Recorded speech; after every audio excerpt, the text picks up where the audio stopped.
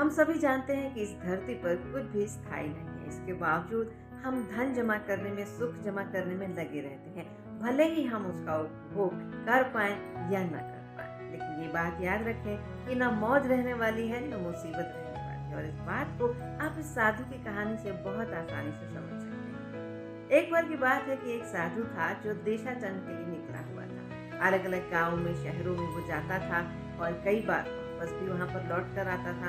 वहाँ क्या परिवर्तन हुआ है उसे जरूर दिखाई देता था।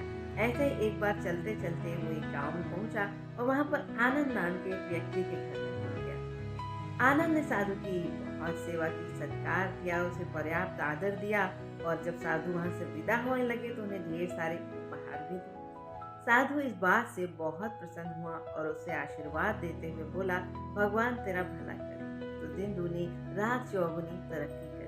इस पर आनंद ने कहा, भगवान संभल जाए, ये भी नहीं रहने वाला है। साधु ने उसकी बात सुन ली और आगे बढ़ गया।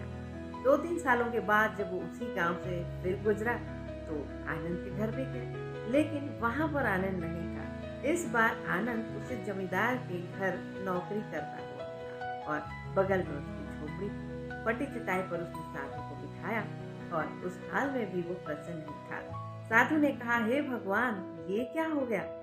इस पर आनंद ने मुस्कुरा कर कहा, महाराज, ये भी नहीं रहने वाला है। और बात आई गई। कुछ सालों के बाद जब फिर से साधु उसी गांव में पहुंचा तो उसने देखा कि पूरे ठाट बाट के साथ आनंद का जीवन वहां गुजर रहा है, उसी हवेली में जहां वो काम करता था। पता चला कि उस जमींदार की कोई संतान नहीं थी और वो जाने से पहले अपनी सारी धन संपत्ति आनंद को दे गया था। ये देखकर साधु की आंखों में आंसू आ गए। उसने कहा, भगवान की लीला अपरंपार है। इस पर आनंद ने कहा कि महाराज, ये भी नहीं रहने वाला है। साधु आश्चर्यचकित हो गया और सोचने लगा कि सच्चा साधु तो आनंद ही है, जिसके मन में किसी बात के लिए राग द्वेष नहीं है। भगवान जैसे हाल में उसे रखते हैं वो खुश ही रहता है। और जब चौथी बार कई सालों बाद साधु उस गांव में पहुंचा और आनंद की हवेली पर पहुंचा तो पता चला कि आनंद अब इस दुनिया में नहीं है। उसकी पत्नी, उसके बच्चे वहां पर जरूर थे, लेकिन आनंद नहीं था। वो सोचा कि चलो आनंद की तस्वीर पे कुछ फूल चढ़ाकर उसके लिए दुआ मांगे। जब वो उस कमरे में पहुंचा तो वहां भी अपनी तस्वीर के नीचे आनंद ने लिखा रखा था कि आखिर में ये भी नहीं रहने वाला है।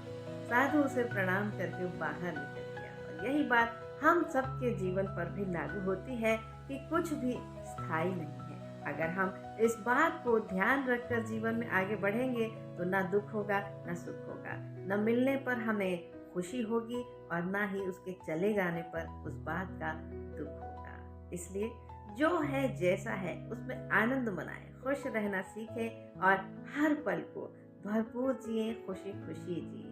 यही जीवन का सच्चा सूत्र है। और सुनते रहिए मुझे, यानी नूपुर।